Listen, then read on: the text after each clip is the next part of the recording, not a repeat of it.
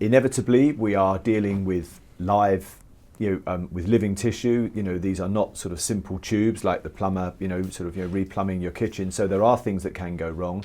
In terms of sort of describing those, probably the first thing to say is that the most common thing that patients would be aware of would be at the site of access. So at the point of entry into the artery, either in the wrist or in the groin, a bit of bruising or bleeding, and sometimes a relatively large bleed can happen, especially in the groin, where the patient may develop a small lump. We call that a hematoma. That's a benign problem. It's something which will settle with management, and that's really, although it may cause a little bit of discomfort, it's actually of no long-term implications for the patient.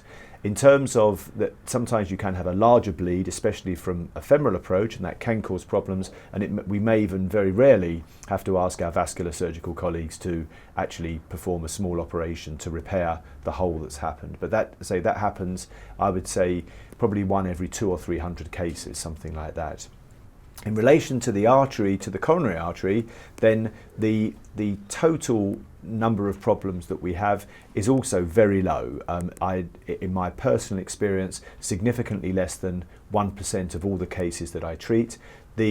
Some of the problems the vast majority of problems are relatively unimportant, in the sense that they don't cause any problem. Sometimes a small tear in the artery can happen that we have to put in an extra stent. Sometimes the artery can actually be perforated, that's to say a small rupture in the artery, and that means that we may have to use a special stent, or sometimes insert a small drain into the lining around, into the space around the heart, and then just to deal with the problem there. That happens very infrequently, I'd say 1 every 500 cases, and very, very rarely, certainly in the context of elective angioplasty, that's to say patients that have walked into hospital in a controlled way, i.e. haven't been presented as an emergency, very rarely some untoward problem can happen and the patient unfortunately doesn't make it out of hospital.